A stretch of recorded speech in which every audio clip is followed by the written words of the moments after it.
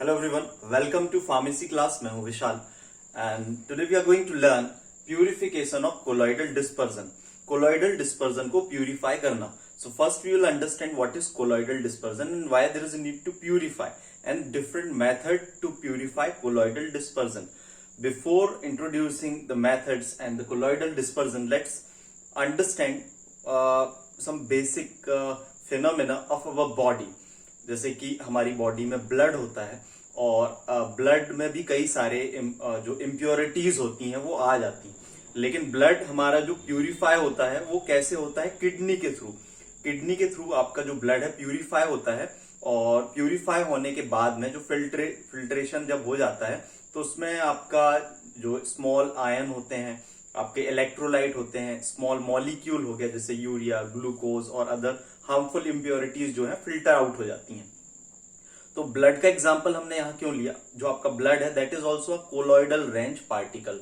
जो कोलॉइडल आपका जो ब्लड है that is also colloidal dispersion. तो कोलॉइडल रेंज एक पार्टिकल की रेंज होती है जिसको हम कोलॉइडल रेंज बोलते हैं. जैसे ट्रू डिस्पर्जन होता है, कोलॉइडल डिस्पर्जन एंड आपका कोर्स डिस्पर्जन. तो कोलॉइडल डिस्पर्जन की जो पार्टिकल की रेंज होती है that is 1 nanometre to 100 nanometre और लेस देन 100 नैनोमीटर जो आपका सॉल्यूशन होता है ट्रू डिस्पर्जन उसको बोलते हैं. फिर आपके जो सस्पेंशन और इमल्सन मोर देन 100 नैनोमीटर उनका पार्टिकल या ग्लोब्यूल साइज होता है. डिस्पर्जन वर्ड यहां पर क्यों यूज किया गया? डिस्पर्जन का मतलब होता है जिसमें इंटरनल और एक्सटर्नल फेज होते हैं, मतलब कि आपका सॉल्यूट और सॉल्वेंट हम बोल सकते हैं यहां पर. तो कोलॉइडल डिस्पर्जन जो होता है आपका, हमने समझा कि क्या होता है. Second, purify. Why there is a need to purify colloidal dispersion? During the time of manufacturing, जब हम colloidal solution को या colloidal dispersion को prepare करते हैं तो उसमें impurity आपके electrolyte और small molecule की जो है impurity रह जाती है.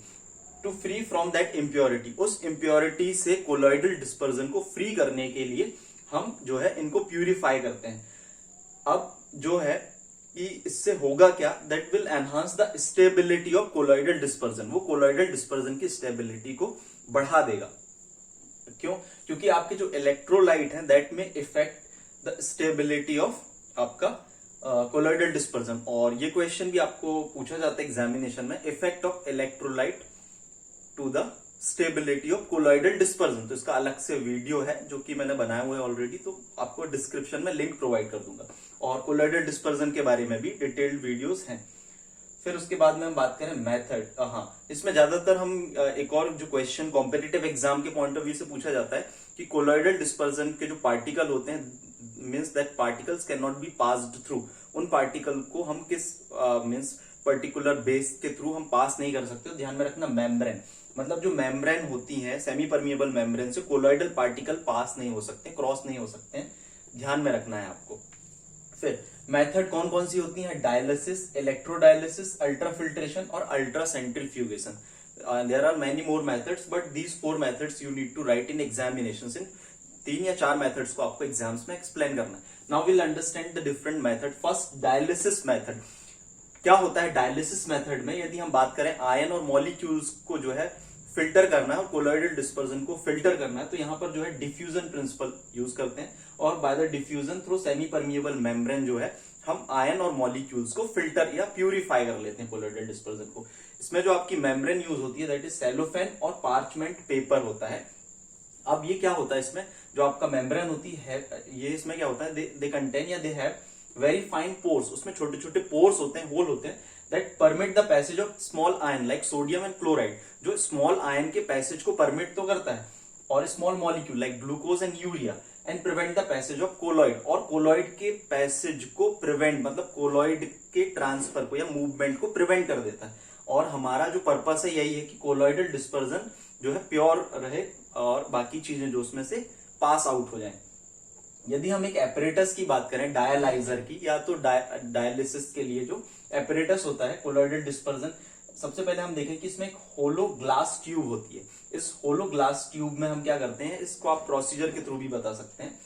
आप इसको एक चैम्बर में रख देते हैं जो कि आपका डायलाइजर है और इसमें आपकी मेम्ब्रेन लगी हुई होती है जो कि आपके फिल्टर करने के लिए हेल्पफुल होती है.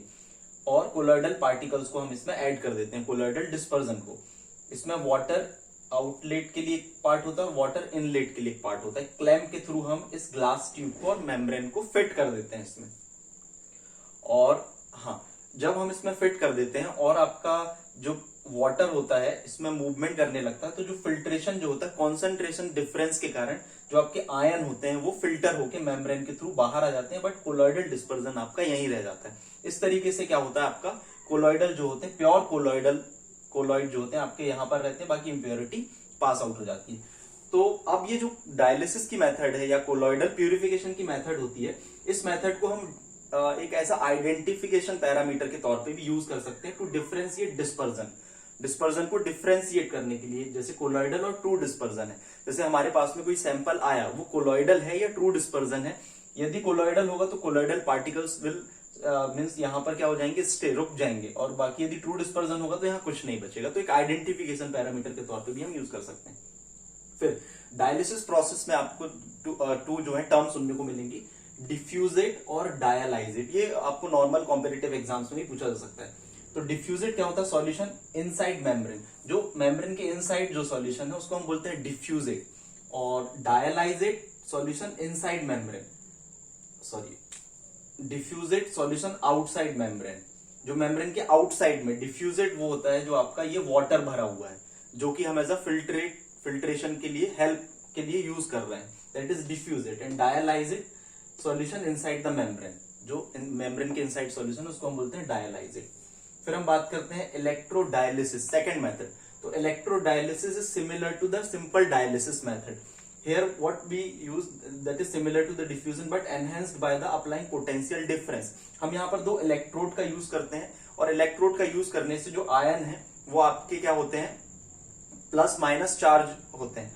तो इस प्रोसेस को अप्लाई करने से आपकी कोलॉइडल डिस्पर्जन है, ये आपका सेमी परमिएबल मेम्ब्रेन है, जैसे ही हम इलेक्ट्रिक वोल्टेज अप्लाई करते हैं तो ये प्रोसेस जो है और फास्ट हो जाती है, जिसको कि हम इलेक्ट्रोडायलाइजर भी बोलते हैं। इस मेथड का हम यूज जो है हीमोडायलिसिस के लिए भी यूज कर सकते हैं, किडनी जब लोगों की फंक्शनिंग प्रॉपर वर्किंग नहीं करती है। तो इसमें नॉन आयनिक इंप्योरिटी को जो है हम सेपरेट नहीं कर सकते इलेक्ट्रोडायलिसिस मेथड के थ्रू।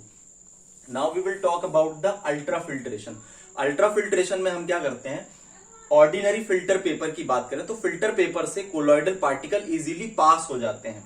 तो लार्ज पोर साइज होता है क्योंकि, और ये यूजफुल नहीं होते हैं। लेकिन इन ऑर्डिनरी फिल्टर पेपर को यदि हम इम्प्रेजनेटेड कर दें विद द कोलॉइडियन, मतलब कोलॉइडियन से इम्प्रेजनेटेड कर दें, मतलब एक उसका एक बैग बना दें और इनके बीच में जो है कोलॉइडियन को भर दें, फिल कर दें पोर को, तो ये पोर जो होते हैं स्मॉलर इन साइज हो जाते हैं और यूज कर सकते हैं हम इसको सेपरेट करने के लिए कोलॉइडल डिस्पर्जन को। तो देखिए इसमें आपका एक फीड के लिए होता है, आपको जो भी कोलॉइडल डिस्पर्जन ऐड करना है, और इसमें कोलॉइडल डिस्पर्जन ऐड कर देते हैं, और ये आपका ये फिल्टर पेपर है जिसको कि हमने क्या कर दिया है, कोलॉइडियन स्मॉल पोर से इम्प्रेजनेटेड कर दिया है। या और फिर जो इम्प्योरिटीज होती है इसमें पास हो जाती है। जो प्रोसेस होती है स्लो होती है, ये जो फिल्ट्रेशन की प्रोसेस होती है स्लो होती है। तो इसके लिए हम क्या कर सकते हैं, प्रेशर अप्लाई कर सकते हैं। तो प्रेशर अप्लाई करने से ये प्रोसेस फास्ट हो सकती है, तो सक्शन अप्लाई कर सकते हैं, तो इस प्रोसेस को फास्ट कर सकते हैं। ये कंप्लीट आपकी सारी इंप्योरिटी को जो है रिमूव कर देगी, ionic as well as non आयनिक।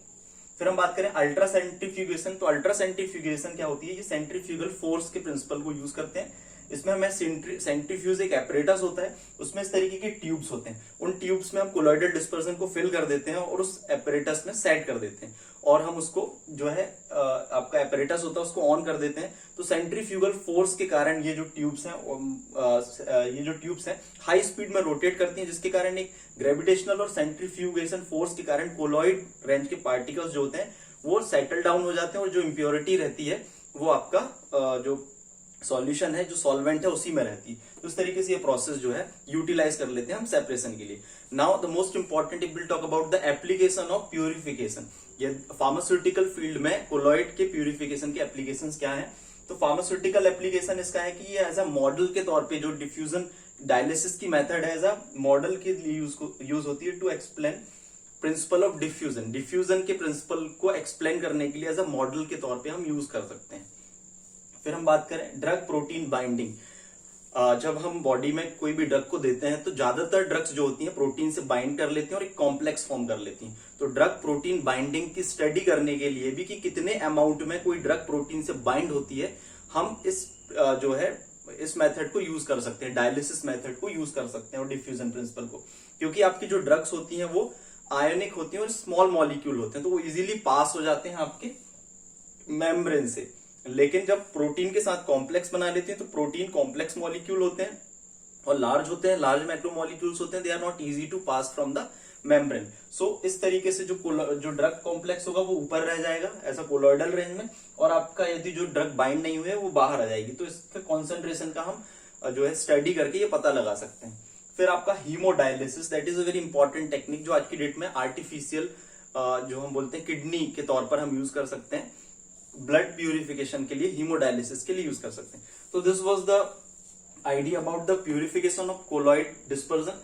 और ये क्वेश्चन कई बार आपके थ्योरी एग्जाम से पूछा जाता है, तो इतना आपको जो है सफिशियंट है एग्जाम में बताने के लिए। Thank you and all the best.